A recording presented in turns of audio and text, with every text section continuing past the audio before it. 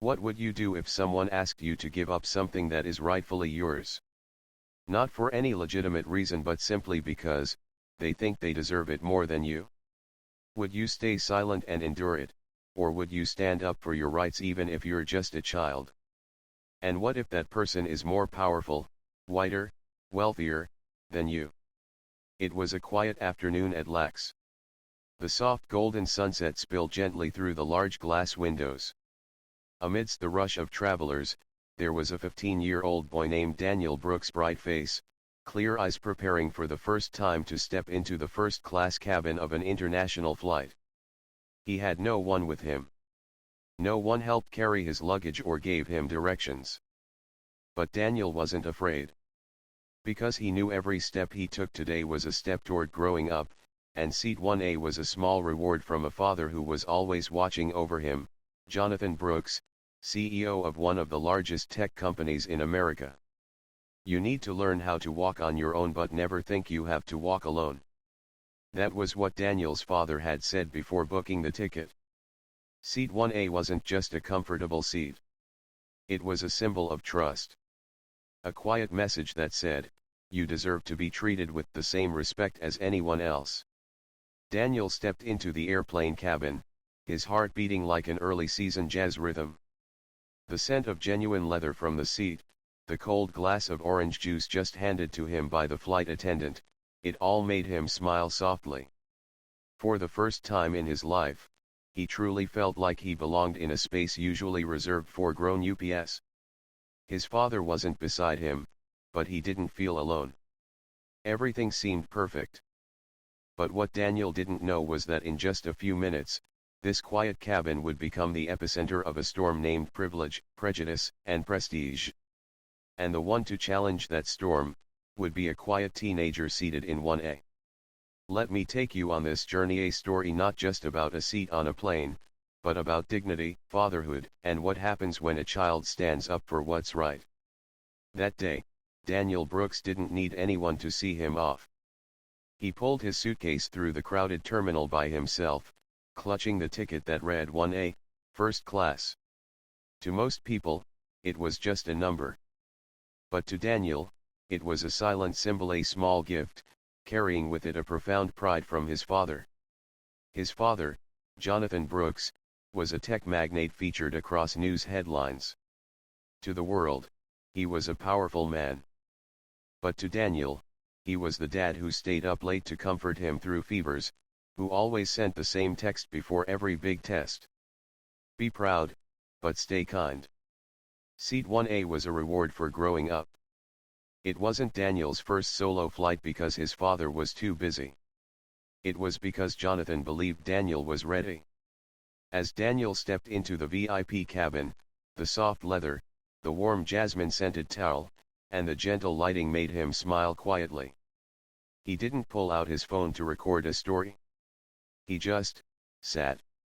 Not because of luxury, but because someone trusted him enough to put him in the best seat. That feeling, you might have experienced it, too. When someone lets you sit where they once sat. When you're invited to the big meeting room for the first time. Or when your parents hand you the car keys and say, "You drive. We trust you." Small moments, but they carry immense weight. Daniel took a sip of orange juice. The golden sunset streamed through the window, casting a honeyed glow across his determined young face. He didn't know what was ahead. But in that moment, everything felt beautiful, peaceful. And perhaps, he hoped the flight would pass just like that, quietly carrying his young dreams toward the sky. But sometimes, the real test doesn't come from where you're going. It comes from right where you are on the flight you thought would be the smoothest. And in that peaceful first-class cabin, just as the doors closed, a storm walked in. The click of high heels broke the gentle hush of the cabin like thunder across a calm lake. Daniel looked up. A woman entered. She looked as though she had stepped straight off a fashion magazine cover, beige trench coat, softly curled hair, and a whiff of expensive perfume. But more noticeable than the perfume, was her gaze, sharp, displeased, like she had just discovered something wrong. That gaze stopped right at seat 1A, where Daniel was sitting. Her name was Victoria Harlow. A platinum elite customer who believed 1A is my seat regardless of who booked it. She didn't need to check her ticket to know she deserved that seat. In her world, status buys entitlement, and entitlement wasn't something to be challenged by a young black boy in a hoodie and sneakers. "Excuse me, there must be a mistake," she said loud enough for nearby passengers to hear, her tone sharp as a blade. "That boy is in my seat." At that moment, Daniel didn't understand what was happening. He clutched his glass of orange juice and tried to smile politely just like his father had taught him. But have you ever been in that position? When you're in the exact place you were assigned but the stares around you seem to ask, "Why are you here?" Maybe it was a boardroom where you were the youngest. Maybe it was a fancy event where you felt out of place because of your skin, your accent, or your background. That feeling when no one says it out loud, but the air hums with the suggestion, "You don't belong here." The flight attendant checked the ticket and confirmed Daniel was correct. But Victoria wasn't satisfied. She didn't need facts. She only needed what she was used to, being accommodated. And the sad truth is those accustomed to privilege often feel threatened when others simply take their rightful place. Daniel's very presence in seat 1A was upsetting to her. Not because he had done anything wrong but because he dared to exist in a space she believed only she was worthy of. In that moment, a 15-year-old boy began to learn a lesson not found in textbooks. Sometimes, people won't reject you because you're wrong but because you don't fit the image they're used to seeing in a certain place. And sometimes, "I don't like you sitting there" is said politely, softly but carries the full weight of bias and power. Daniel took a deep breath. He remembered what his father once said. When someone challenges you simply for being yourself, keep your back straight, your eyes clear, and your heart warm. He didn't stand up. He simply said, "I'm sorry, ma'am. But this is my seat." And from that moment, the real storm began to form, not because Daniel raised his voice, but because he refused to back down quietly. After Daniel's polite refusal, a short silence fell over the cabin. But it wasn't the peaceful kind like before. It was the heavy silence, the kind that settles when someone dares to do what's right, in a room full of people trying to keep things pleasant. Victoria Harlow, accustomed to special treatment, lifted her chin slightly, casting a pointed glance at the flight attendant. The young attendant looked uncertain. She had already verified Daniel's seat. But Victoria's eyes seemed to whisper, "Do something." "I'm not pleased." Just minutes later, another figure approached Linda Mayers, the flight supervisor, wearing a professional smile and a soft but pressuring tone. "Hello, Daniel. We understand the seat was booked by your father. But would you be willing to switch, just to help us avoid any trouble before takeoff?" The way she phrased it made it sound like a gentle request. But in truth, it was a subtle form of pressure, the kind adults often use on younger people, those more likely to back down out of fear of causing a scene. In society, this happens more often than we realize. You're right. You have proof. But someone still comes along and says, "We're just trying to keep things calm. Please don't make it a big deal." They don't force you, but they make you feel guilty if you don't give in. And here's what's worse. These requests to keep the peace are usually aimed at the person with less power. Daniel was a child. Victoria was a platinum customer, expensively dressed, well connected with the airline. She wasn't asked to stay calm. No one suggested she should consider switching seats. Only Daniel, the one who was sitting exactly where he was supposed to, was asked to sacrifice a little for the greater good. If you've ever been the one told to just let it go for now even when you were right, you know the feeling. Maybe it was during a meeting, when a colleague interrupted you and your boss said, "Let's just move on, no drama." Or when someone cut in front of you in line, and the cashier only said, "It's fine, just let them go first." The cost of avoiding trouble is often paid by the person with less voice. Daniel looked at Linda. He didn't raise his voice. He didn't overreact. He simply replied in a calm voice. I'm not trying to cause trouble, ma'am. But this seat was reserved for me. I'd like to stay. A 15-year-old boy. One quiet sentence.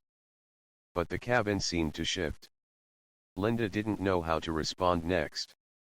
And in the eyes of the young attendant, there was something like guilt. But not enough to speak up. Because sometimes, silence isn't about not knowing what's right. It's about fear. Fear of being reprimanded. Fear of making it worse. Fear of siding with the powerless when the powerful are the ones complaining. And that's the lesson Daniel started to learn that day in the airplane cabin. Sometimes, the system isn't wrong because it doesn't know better. It's wrong because it's afraid of offending the people who matter most to it. And if no one dares to speak out, it's always the not big enough who end up paying the price. Daniel felt a tightness in his chest. Not out of fear but out of loneliness. He wasn't wrong. But he didn't feel like anyone was standing with him either. So, as if by instinct, Daniel reached into his hoodie pocket and pulled out his phone. He didn't want to escalate things. But he knew if he stayed silent, that silence would swallow the truth. He called the one person he believed would listen and act. His father. But can a phone call from a child, midair, change a whole system that had turned its back on him? We were about to find out what happens when true power chooses to speak. Daniel stepped out of the VIP cabin, small in frame but steady in gaze. He didn't cry. But his palms were sweating. Behind the green curtain the flight attendants had pulled aside, he pulled out his phone. One tap. One heartbeat. One ring. And then, Dad. On the other end was a voice he knew well. Warm and deep, a little tired from meetings, but still soft enough to silence the noise around him. Daniel? What's wrong, son? Daniel told him. Every detail. No exaggeration. No dramatization. A stranger had demanded his seat. The crew and supervisor had gently pressured him to move. And he wasn't sure if he was doing the right thing by saying he wanted to stay. On the other end, Jonathan Brooks, CEO of a multibillion-dollar tech company, was no longer an executive. He was a father. Sitting in a glass-walled conference room, surrounded by high-level directors, but his mind was somewhere else entirely. He didn't ask more questions. He didn't say, just let it go. He said, you did the right thing. I'm proud of you for standing your ground. Now let me take care of the rest. In every life, there are some phone calls you never forget. Not because of what was said, but because of what you felt in that moment, that you were fully protected. Maybe it was the time you called your mom after getting fired. Or rang your best friend at 3 a.m. because you didn't know what else to do. And sometimes, just hearing "I'm here. Don't worry" is enough to make the whole world stop spinning. For Daniel, those words came from his father. Just minutes later, as Daniel calmly returned to his seat, more grounded, more sure of himself, on the other side of the country, a conference room door opened with purpose. Jonathan stepped out, phone still in hand, his eyes cold with focus. Pause the meeting, he said. This is more important. And in that moment, a father decided. Reputation can wait. But my son cannot. He dialed directly to the executive board of the airline, not through an assistant, not with an appointment. And for the first time that day, those who had thought they held the power were about to learn what real power looks like when someone uses it not for profit, but for justice. As for Daniel, when he returned to seat 1A, he didn't feel victorious. He simply no longer felt alone. He didn't need someone to yell on his behalf. He didn't need anyone to fight for him. He just needed one person to believe in him, and to stand behind him at the exact moment he needed it most. And from that moment on, everything began to change. But the question remained. When real power shows up, does the system have the courage to correct what's wrong? We were about to find out, as the flight welcomed two very unexpected guests. In the first-class cabin, no one knew what had just happened thousands of miles away. Daniel still sat in seat 1A, quiet, calm, as if nothing had changed. But his eyes were different. No longer searching. No longer anxious. They were the eyes of someone who knew he was no longer alone. Victoria Harlow, on the other hand, remained standing near his seat, one arm folded, the other scrolling her phone, glancing at her watch now and then, as if the world owed her urgency for her displeasure. Linda, the flight supervisor, was busy managing other passengers, but her eyes occasionally flicked back toward Daniel, where the silence was growing uncomfortable. No one expected that, just minutes later, the balance of power in that cabin would completely shift. The cabin doors opened again. Two men entered, black suits, simple ties, calm eyes full of gravity. They didn't need name tags. Every crew member on the flight recognized them instantly. These weren't flight attendants. Not ground staff. They were William Grant and Alan Moore, senior representatives of the airline, only summoned when something very serious had occurred. And at that moment, the energy in the cabin changed.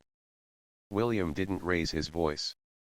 He simply turned to Linda and asked, firmly but quietly, "Please explain why a book seat for a minor has become a subject of negotiation on our aircraft." A simple question. But it carried the weight of a reckoning. Linda stiffened. Flustered, she replied that she was only trying to maintain peace before takeoff. But peace should never come at the cost of asking the person who is right to step aside. That's a mistake many systems make, not just in aviation. They're used to calming things down by appeasing the loudest. Instead of correcting the problem, they correct the person with the least resistance. Not because it's right, but because it's easier. The presence of William and Alan was like a breeze sweeping through the cabin. Not loud, but unmistakable.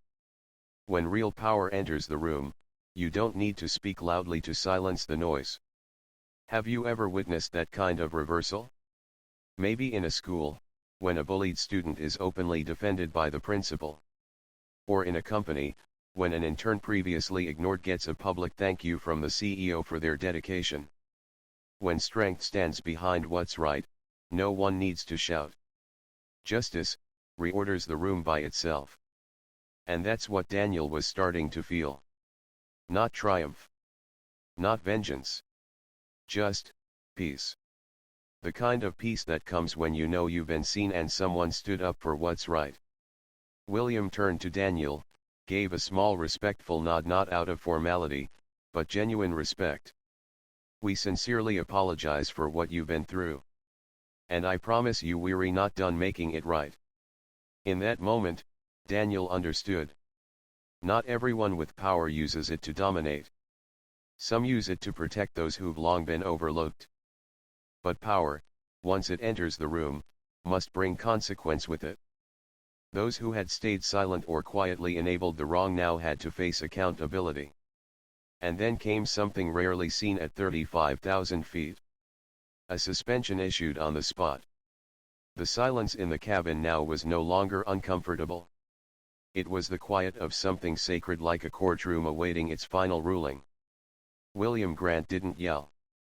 He didn't need to. A single look at Linda Mayers, the flight supervisor, and at crew member Greg Thompson was enough. His eyes weren't angry. But they were crystal clear. "We've seen what happened. And we won't look away." His voice calm and firm. After internal review and full verification, both flight supervisor Linda Mayers and crew member Greg Thompson are suspended effective immediately for negligence and failure to protect a passenger's rightful position. A few passengers looked up. Some let out a quiet sigh of relief. Linda stood frozen. Just minutes ago, she was the authority figure in the cabin. Now, her authority meant nothing. Greg, who had kept a quiet, composed demeanor now looked visibly uncomfortable. He murmured, as if to defend himself. "I was only following instructions." But William replied without hesitation. Following orders is not an excuse for abandoning judgment. And that was a lesson for anyone who had ever witnessed injustice, but chose silence.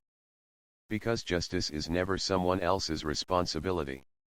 It belongs to all of us. In society, there are many Lindas and Gregs. They're not evil. They just choose what's safe over what's right. They think staying silent is preserving peace. But the truth is, every time we stay silent in the face of injustice, we're choosing sides with it.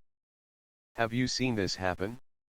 Maybe a restaurant worker witnessing a customer being discriminated against but continuing to serve as if nothing happened. Or a manager who saw their staff being disrespected but avoided speaking up to keep the client. These choices don't make people more professional. They just make the public's trust in justice fade a little each time. That's why the image of Linda and Greg packing up and stepping out of the first-class cabin wasn't revenge. It was a public reminder. In a world where everyone scrambles to hold their seat, sometimes we need someone brave enough to stand up for what's right. Daniel didn't watch them leave with anger in his eyes. Only sadness. Sadness that grown adults had the chance to do the right thing but didn't. But for the airline and for the passengers who witnessed it, this wasn't just a personal incident. It was a wake-up call. Trust doesn't come from polished apologies. It comes from clear, decisive action. And in this case, that action was the removal of those no longer fit to represent decency. But power, even when used justly, cannot silence those who have long lived by entitlement. As Linda and Greg stepped off the aircraft, some thought the ordeal had ended. But not for Victoria Harlow. She wasn't ready to accept defeat. Not because of truth or principle, but because she had never been expected to. Victoria strode up the aisle of the first-class cabin like she ran the flight herself. Her voice rang out sharp and cutting. "You fired the wrong people. I've been loyal to this airline for years. How dare you prioritize a child over a platinum customer like me?" Many passengers furrowed their brows. Some sighed and turned their heads.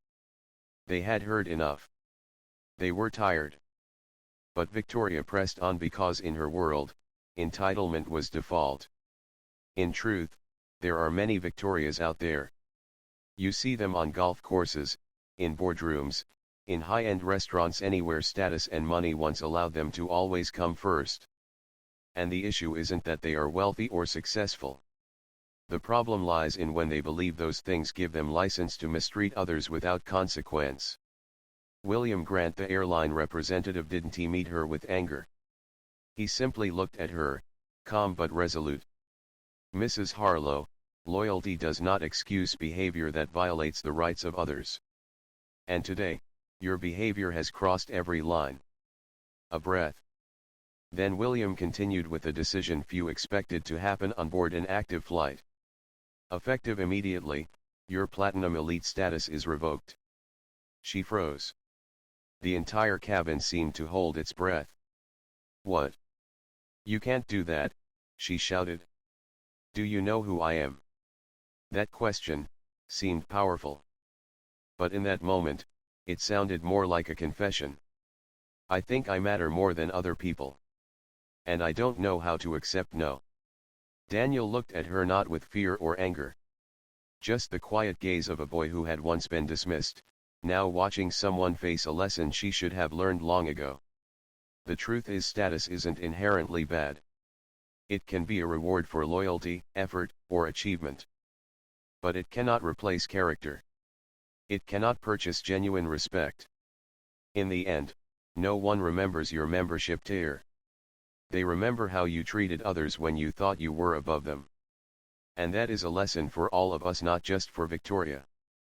Reputation may open doors.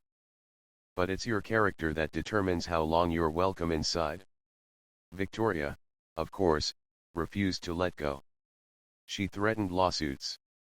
The media. Promised to make the airline pay. But by now, her words, carried no weight. No more attendants nodding nervously. No more supervisors exchanging knowing glances. Just the unshakable truth: no one, not even the powerful, has the right to trample others. And then, the last person Victoria had yet to face walked into the cabin. Captain Oliver Stern. Not to fly the plane, but to bring this crisis of character to a close. The cockpit door opened quietly, but the footsteps that followed carried the full weight of command. Captain Oliver Stern, tall, composed, his salt and pepper hair tucked beneath a formal pilot's hat, walked in without haste. He needed no introduction. His presence was the highest authority on this aircraft. And today, it wasn't just the plane that needed steering. There was a storm of ego in need of direction. Captain Stern stopped in the center aisle, his gaze passing over everyone from Daniel, calm and seated, to William Grant standing firm, and finally, to Victoria Harlow still standing defiantly, as if the plane itself owed her an apology. His voice rang out low, measured, and clear. "I've received the full report of what's happened in this cabin. I've also read the seating records. And I'm here to make one thing clear: this is not about status. This is about safety, order, and respect." The cabin fell into a deeper silence. Not the fearful kind, but the silence that comes when truth is finally spoken aloud from the highest place of authority. Captain Stern turned to Victoria, his voice calm but without compromise. "Mrs. Harlow, your platinum status entitles you to privileges not to override the rights of others. Seat 1A belongs to Mr. Daniel Brooks, who has every right to sit there, regardless of his age, background, or appearance." It wasn't just a clarification. It was a restoration of dignity for Daniel, of belief for those who had stayed quiet, and of trust for those who feared that right would always lose to loud. Have you ever heard a leader speak in a way that made you exhale with relief? Maybe a principal standing up for the quiet student. A manager publicly owning a mistake and apologizing to their team. Not because they were forced to, but because it was the right thing to do. True leadership doesn't need to yell. It simply needs to stand tall when others shrink away. Captain Stern delivered the final line. "If there are any further disruptions that compromise the safety and dignity of this flight, we will take appropriate action, including removal from the aircraft." That wasn't a threat. It was a boundary. And Victoria knew it. Her eyes darted around, looking for support. But everyone had turned away, not out of hatred, but because they were simply tired of arrogance that didn't know when to stop. Daniel sat quietly, one hand resting on the armrest, eyes gazing out the window toward the sky that still waited ahead. He said nothing, but one thing was clear: he had been heard. And this time, he didn't have to speak alone. Captain Stern returned to the cockpit. William Grant nodded at Daniel, a silent confirmation. "We saw you. And we chose to stand with you." The storm that had threatened to stretch endlessly, finally began to fade. Not because someone had been defeated, but because respect had been restored. The plane finally took off. The night sky stretched open, vast beneath the silver wings. In the first-class cabin, the air felt lighter. No one stood. No voices protested. Only faint whispers, subtle glances, shared looks of quiet relief, like people who had just weathered a storm and now saw the sky begin to clear. Daniel Brooks still sat in seat 1A. But now, it wasn't just a seat. It was a testament. Proof that a young person, standing up for what is right, can shift the way a system treats the vulnerable. The next day, the airline released a public statement. Not the usual half-hearted apology people are used to seeing, but a full, clear commitment. A retraining of staff on bias and discrimination. A new protocol for protecting the rights of vulnerable passengers, especially minors. And most importantly, a declaration that customer status will never stand above fairness. That message spread far and wide. News outlets picked it up. Social media shared it. and many people began to open up about their own experiences, moments they had stayed silent because they didn't want to make trouble. And then, something unexpected began to happen. Silence started to be replaced by voices. A teacher in Boston shared that she rewrote part of her curriculum on rights and responsibilities for her sixth graders because I want them to know that age doesn't diminish the power of their voice. A father in Seattle wrote that he wept reading about Daniel, remembering the time his daughter was turned away from a class because she didn't fit the environment. An anonymous airline employee commented online, "Thank you, kid. Because of you, I'll never stay silent again when I see something wrong." None of it started with a protest. Not a televised speech. It started with a 15-year-old boy sitting quietly in the seat he was meant to sit in. Sometimes, the biggest changes don't begin with a grand act. They begin when one person refuses to be silent. Have you ever noticed the way an organization apologizes publicly after a mistake? The way a teacher says sorry to a student after giving incorrect information? The way a parent walks out of $1 million meeting just to hear their child say, "I don't know what to do." Those seemingly small actions, when done sincerely, can restore trust. And sometimes, even create a ripple effect bigger than we can imagine. For Daniel, he never saw himself as a hero. He didn't need applause. He just knew he hadn't backed down. And sometimes, that's enough. But if you think the story ends there, you haven't seen the deepest part yet. Because the most powerful lesson wasn't about Seat 1A. It wasn't about Victoria losing her status. It was about how a boy discovered that dignity is something no one can take from you unless you give it away. When the plane landed, it was already dark. Passengers disembarked one by one, faces weary, but eyes lighter. A few stopped beside Daniel's seat. They didn't say much. Just a nod. A smile. A quiet, private way of saying, "Thank you." One middle-aged woman with streaks of gray in her hair gently touched Daniel's hand.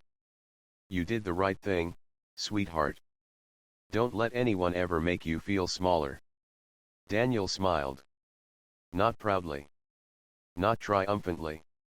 Just, with quiet relief.